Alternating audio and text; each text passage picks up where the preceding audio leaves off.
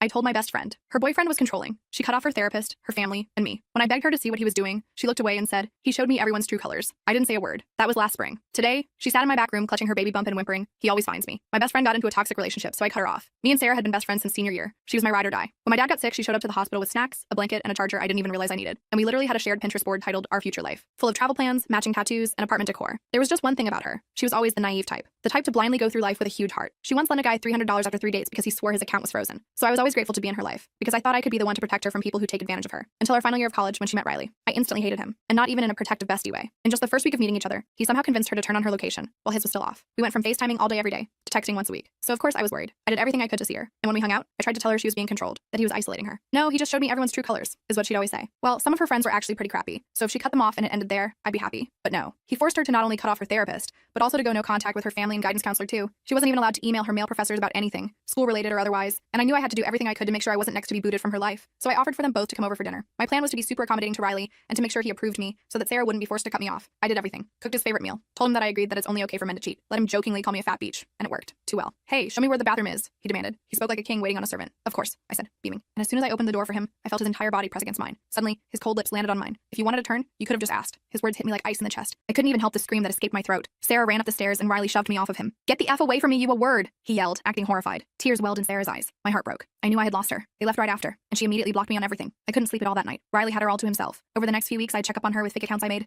I noticed she stopped posting any photos of herself and unfollowed every single male on Instagram, including her godfather. But life goes on, I guess. And I ended up getting my dream job as a fashion designer in a shop nearby. I still thought about Sarah almost every day, though. And whenever I was sad, I'd scroll through our saved media and our chat together. It always made me laugh. I never saw her again. Until a year later, that is. She came into my store, and the first thing I noticed was her baby bump. My eyes widened, because she was very pregnant. The second our eyes met, I could feel how tired hers were. "Hey, Sarah!" My voice couldn't hide my joy. She didn't say anything, just put a white dress down on the table in front of me. A crease formed between my eyes as I inspected the dress, and that's when I saw it. Blood marks. I figured it was just period blood and had no idea why she'd come to me. But then I looked up at her again. Tears rolled down her chin, one after the other. I looked at her a little closer, and noticed a bruise that looked like it had been covered up with concealer on her shoulder. "I embarrassed him," she said, voice shaking. I just stayed silent, giving her room to continue. Turned out they had gone to one of his company events together. She wore the white maternity dress, and all his coworkers and their wives were calling her disgusting for flaunting her pregnancy in front of everyone. So he hit her, over and over. My stomach caved in. I rushed her into the staff room and grabbed her phone. Her password was still the same, so I turned off her location. I told her to wait until my shift was over, and I'd drive her to mine, for as long as she needed. She didn't respond, just gave a silent nod. But there was something she didn't know. In the year that we didn't talk, I had built up a lot of hate towards Riley. I had probably imagined 100 different ways of ruining his life, and now it was finally time to execute. I couldn't focus on anything for the rest of my shift. I kept checking on Sarah in the staff room every 15 minutes. My manager Jamie kept giving me weird looks, but I just told her I wasn't feeling well. When Sarah fell asleep on the small couch, I finally breathed a little. She looked so exhausted, one hand resting protectively over her baby bump, her dark hair falling across her face. The fluorescent lights made the bruise on her cheekbone look even worse than it had when she first stumbled into the boutique 2 hours ago. My shift ended at 6, and I gently woke Sarah up. She startled awake, eyes wide with panic before recognizing me. That reaction alone told me everything I needed to know about what her life had been like. Her fingers trembled as she pushed her hair back,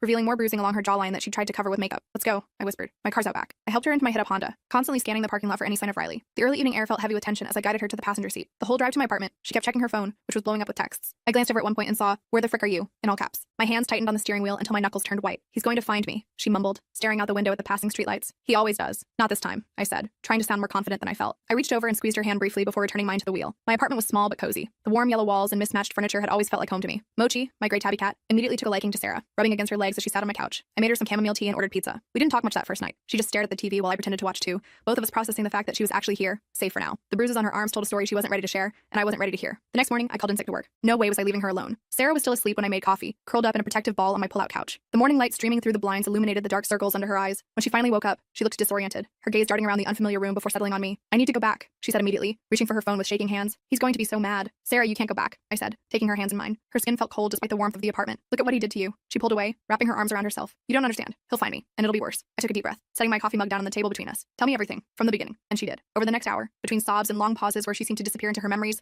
Sarah told me how things had escalated after that night at my apartment. Riley had convinced her I was trying to sabotage their relationship because I was jealous. He'd gone through her phone, deleted photos of us, and even told her I had badmouthed her to mutual friends. All lies, crafted to isolate her from the people who cared about her most. The controlling behavior got worse after they moved in together. He made her quit her job because pregnant women shouldn't work. He controlled their finances completely, giving her an allowance that barely covered essentials. The pregnancy wasn't planned. He poked holes in condoms because he wanted to make sure she couldn't leave. The bruises started in her second trimester, always in places people wouldn't see, until recently when his rage had become less calculated. By the time she finished talking, I was shaking with rage, but I knew getting angry wouldn't help her now. She needed a plan, not my fury. I swallowed the bitter taste in my mouth and tried to think practically. "We need to get your stuff from his place," I said, pushing my hair back from my face. "And then we need to file a police report." Sarah's eyes widened in panic. "No police. He said if I ever went to the cops, he'd take the baby away." His dad, the lawyer. Her hands moved protectively to her stomach, which was just beginning to show beneath her borrowed t-shirt. I wanted to argue, but decided to take one step at a time. "Okay, let's focus on getting your important documents and clothes first." We figured out that Riley would be at work until 5. That gave us a 3-hour window to go to their apartment and grab her essentials. I borrowed my coworker Alex's car, a nondescript silver sedan, so Riley wouldn't recognize recognize mine if he came home early. Alex had raised an eyebrow when I asked, but didn't pry when I mentioned it was an emergency. The drive to their apartment was tense. Sarah kept fidgeting with her sleeves, pulling them down to cover the bruises on her wrists. Her breathing quickened as we approached the upscale complex where she lived with Riley. When we pulled into the parking lot, she froze, her face draining of color. I can't do this, she whispered, her voice barely audible over the car's idle. Yes, you can, I said firmly, reaching over to squeeze her shoulder. I'm right here with you. We'll be quick. We hurried inside, and Sarah used her key to open the door. The apartment was immaculate, eerily so. Everything had a place, and I got the feeling that if anything was out of order, there would be consequences. The pristine white furniture and minimalist decor felt cold and impersonal. Nothing like the warm home Sarah had described creating when they first moved in together. Sarah moved quickly, grabbing her passport, birth certificate, and some clothes. I found a small backpack and started filling it with her prenatal vitamins and toiletries. The bathroom cabinet revealed prescription bottles with Sarah's name. Anxiety medication she'd never mentioned to me. Hurry, she kept saying, checking her phone obsessively. He sometimes comes home for lunch. I was in their bedroom helping her pack, when I noticed a small safe in the closet. What's in there? My jewelry and some cash, she said, glancing nervously at the bedroom doors as if expecting Riley to appear. But I don't know the combination. I tried her birthday. Nothing. His birthday. Nothing. Then I tried their anniversary date and it clicked open. Inside was about $2,000 in cash, some gold jewelry that looked like family heirlooms, a delicate necklace with a sapphire pendant that Sarah said was her grandmother's, and a USB drive. I grabbed it all, wrapping the jewelry carefully in a soft t-shirt before placing it in the bag. We were almost done when Sarah's phone rang, the sound cutting through the tense silence like a knife. Her face went white as she stared at the screen. It's him. Don't answer, I said, zipping up the backpack. If I don't, he'll know something's wrong, she replied, her hand shaking so badly she nearly dropped the phone. She took a deep breath and answered. Hey babe. I couldn't hear what Riley was saying, but I could tell from Sarah's face it wasn't good. She kept saying, I'm sorry, and I'll be there. Her voice grew smaller with each response. When she hung up, she looked terrified, her eyes wide with panic. He's coming home. Now he said he knows I'm not at the doctor's like I told him. My heart started racing, pounding against my ribs. How does he know that? He called the doctor's office pretending to be my brother, she said, grabbing the last of her things and shoving them haphazardly into her purse. We need to go. Now. We rushed out of the apartment and were halfway to the car when a black SUV screeched into the parking lot, tires squealing on the asphalt. Riley. He spotted us immediately and jumped out of his car, slamming the door behind him. Sarah! He bellowed, storming toward us. What the hell do you think you're doing? I pushed Sarah behind me, feeling her trembling against my back. Get in the car, I whispered to her. Then I turned to face Riley, planting my feet firmly on the ground. He looked exactly as I remembered, tall, conventionally handsome, with that cold, calculating look in his eyes. But now I could see the rage bubbling just beneath the surface, turning his handsome features into something menacing. His expensive suit and perfectly styled hair couldn't hide the monster underneath. Well, well, well, he sneered when he recognized me. The jealous best friend returns. Stay away from her, Riley, I said, trying to sound braver than I felt. My heart was hammering so hard I was sure he could hear it. He laughed, a hollow sound that sent chills down my spine. This is between me and my fiancé. This doesn't concern you. His eyes darted past me, searching for Sarah. It does when you put your hands on my friend, I shot back, standing my ground despite the fear coursing through me. His face darkened, a muscle twitching in his jaw. She tell you that? Sarah's always been dramatic. Pregnancy hormones making her crazy. He took a step closer, towering over me. I heard the car door open behind me. Sarah had gotten in.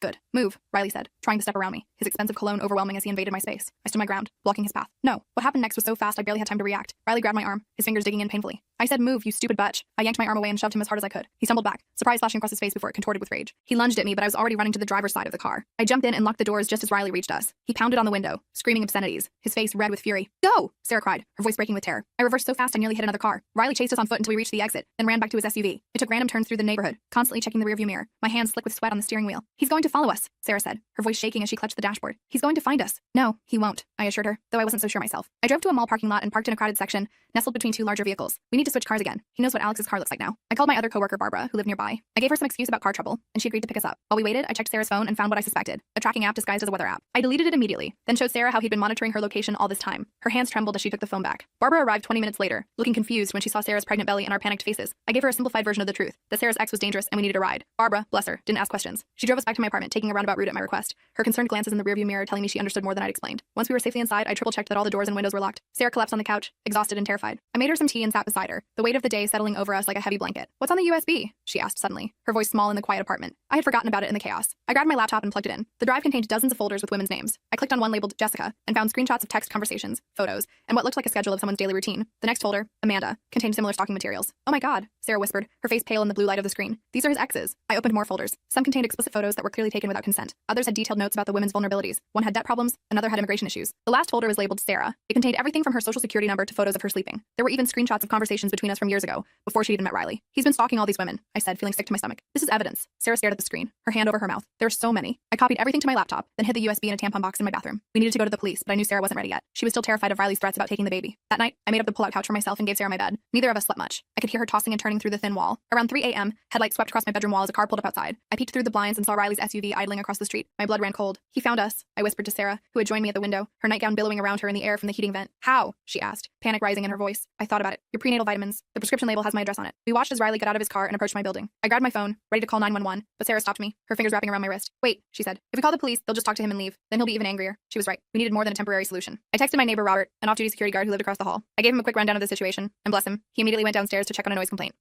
I watched from the window as Robert confronted Riley in the parking lot. After a tense conversation, Riley got back in his car and drove away. Robert texted me that he'd told Riley he had the wrong address and that the building had security cameras everywhere. It wouldn't keep him away for long, but it bought us time. The next morning, I called Jamie and explained enough of the situation that she gave me a week off work. Sarah was a nervous wreck, jumping at every sound. Riley had been calling her nonstop, alternating between threats and apologies. I finally convinced her to turn off her phone completely. We needed help, and I knew just who to call. Jennifer, my college roommate, now worked as a victim advocate at a domestic violence shelter. She came over that afternoon and spent hours talking with Sarah, explaining her options and the resources available. By the end of their conversation, Sarah had agreed to file for an emergency restraining order. The process was intimidating. We went to the courthouse the next day, where Sarah had to detail the abscess in excruciating detail. I sat beside her, holding her hand as she described the escalating violence. The judge granted the temporary order, which would be served to Riley that day. It wasn't a perfect solution, but it was a start. That night, Sarah seemed a little lighter, like she could finally see a way out. We were making dinner when my phone rang. Unknown number. Hello? I answered cautiously. Is this OP? A woman's voice asked. Yes. Who's this? My name is Amanda. I think we have a mutual problem. My heart skipped a hit. Amanda. One of the names from the USB drive. How did you get my number? I asked. Riley's been served with a restraining order. Your name was on the witness list, she explained. I've been monitoring his cases. I'm not the only one. Amanda told me that several of Riley's exes had formed a support group. They'd been gathering evidence against him for months, but were too scared to come forward individually. When they heard about Sarah's restraining order, they saw an opportunity. We want to help, Amanda said. All of us. The next day, I met Amanda and 3 other women at a coffee shop across town. They all had similar stories. Riley had charmed them, isolated them, and absed them. Each had evidence, texts, emails, photos of injuries. Together, it painted a damning picture of a serial abuser. He's escalating, said one woman named Mary, her dark eyes serious as she showed me photos of her own bruises from 2 years ago. What he did to me was bad, but what he's doing to Sarah is worse. They agreed to give statements to support Sarah's case. It felt like we finally had a fighting chance. But Riley wasn't going down without a fight. The next day, he showed up at my workplace. Jamie called me in a panic, saying he was making a scene, claiming his mentally unstable pregnant wife was hiding with me and needed medical attention. I told Jamie to call the police and not to tell him anything. By the time I called Sarah to warn her, Riley had already left the boutique and was heading to my apartment. I told her to lock herself in the bathroom and not to open the door for anyone but me. I raced home, running every red light. When I got to my building, Riley's SUV was parked haphazardly in the fire lane. I took the stairs 2 at a time, my heart pounding in my ears. I found my apartment door ajar. Inside, the place was trashed. Furniture overturned, dishes smashed, but no sign of Riley or Sarah. Sarah! I called out, panic rising in my throat. The bathroom door opened slowly, and Sarah emerged, shaking, but unharmed. He kicked the door in, she whispered. I hid in the shower behind the curtain. He looked for me, but then someone knocked on the door and he ran out. I hugged her tightly, relief washing over me. The neighbor across the hall poked his head in, saying he'd called the police when he heard the commotion. They arrived minutes later, took statements, and documented the damage. Because of the restraining order, they put out an APB for Riley's arrest for violation, but he seemed to have vanished. His apartment was empty when police checked. His workplace said he hadn't shown up for days. His phone went straight to voicemail. It was like he disappeared, which somehow felt more terrifying than knowing where he was. For the next week, we stayed with Jennifer at her place. The domestic violence shelter helped Sarah get connected with legal aid to start divorce proceedings and custody arrangements. The USB drive proved invaluable. The evidence of Riley's pattern of ABC strengthened her case enormously. I was returning from a grocery run when I noticed a familiar black SUV following me. My heart raced as I called Jennifer. Riley's following me, I said quietly. I'm 3 blocks away. Drive to the police station, she instructed. Don't come here. I made a sudden turn and the SUV sped up, pulling alongside me. Riley rolled down his window, his face contorted with rage. Where is she? He screamed, swerving toward my car. I accelerated, but he kept pace, repeatedly trying to run me off the road. I was approaching an intersection when he sideswiped my car. The impact sent me spinning, but I managed to regain control and stay in my lane, narrowly avoiding oncoming traffic. Riley pulled up next to me, jumped out of his car, and yanked open my door before I could lock it. He grabbed my arm and pulled me out onto the pavement. Tell me where she is, he growled, his fingers digging into my skin. Go to hell, I spat back. His face darkened, and he raised his hand to strike me when suddenly, a car horn blared. Headlights illuminated us, and Riley looked up, momentarily distracted. It was enough time for me to knee him in the groin. He doubled over in pain,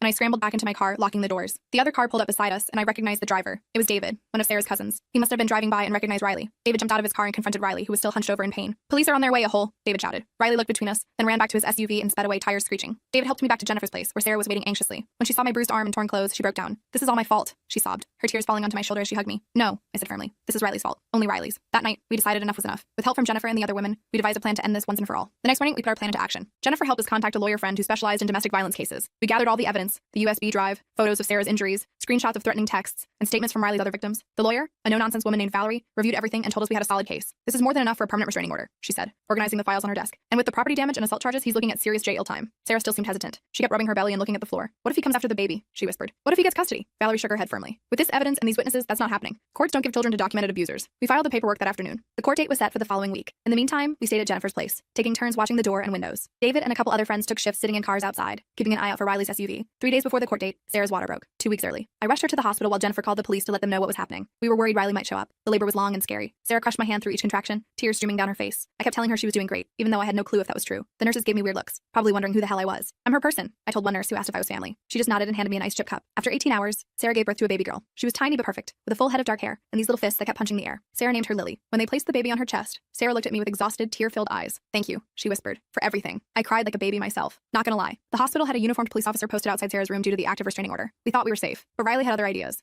On the second day, while Sarah was sleeping and I went to grab coffee, he somehow talked his way past hospital security. He claimed to be Lily's father, which technically he was, and said he just wanted to see his baby. By the time I got back to the room, he was standing over Sarah's bed, trying to take the baby from the bassinet. I dropped my coffee and screamed for help. Sarah woke up and started yelling. Riley turned to me with this look of pure hatred. This is my family, he snarled, lunging toward me. I grabbed the closest thing, a metal food tray, and swung it at his head. It connected with a satisfying clang. He staggered backward, bumping into the bassinet. Sarah scrambled out of bed, yanking out her IV in the process, and grabbed Lily. Security burst in and tackled Riley to the ground. He kept screaming that we were kidnapping his child. The security guards weren't gentle as they dragged him out. One of them, a big guy with tattoos peeking out from his uniform sleeves, told me later that he hated woman beaters more than anything. The police arrested Riley for violating the restraining order and attempted kidnapping. The district attorney charged him with multiple felonies, and the judge denied bail given his history of violations and the serious nature of the charges. Sarah was discharged early for safety reasons, and we went straight to Jennifer's place, which now had a police car parked outside. The court date arrived. Sarah was terrified about facing Riley, but she was even more determined to protect Lily. She wore a simple blue dress and carried Lily in a sling across her chest. I walked beside her into the courthouse, along with Jennifer, Amanda, Mary, and 3 other women Riley had abused. Riley was already there with his father, both in expensive suits, looking smug. When he saw all of us walk in together, his face dropped. His father leaned over and whispered something, probably realizing they were screwed. The hearing was intense. Riley's lawyer tried to paint Sarah as unstable, and me as some manipulative friend trying to break up their happy family, but then each woman stood up and told her story. The pattern was undeniable. The judge, an older woman with sharp eyes, kept looking at Riley with increasing disgust. When they presented the evidence from the USB drive, Riley's father actually got up and left the courtroom. Guess he couldn't stomach seeing what his son really was. Riley kept trying to interrupt, saying the women were lying, until the judge threatened to hold him in contempt. The final blow came when they played the security footage from the hospital, showing Riley trying to take Lily and attacking me. The courtroom went dead silent. The judge granted the permanent restraining order immediately. She also awarded Sarah full custody of Lily, with Riley getting no visitation rights until he completed anger management and parenting classes. Plus, he was facing criminal charges for the hospital incident and violating the temporary restraining order. As we left the courtroom, Riley's lawyer was already negotiating with the prosecutor. Given the overwhelming evidence, Riley accepted a plea deal. 2 years in state prison followed by 5 years of probation. The multiple felony charges, including attempted kidnapping, assault, and repeated restraining order violations,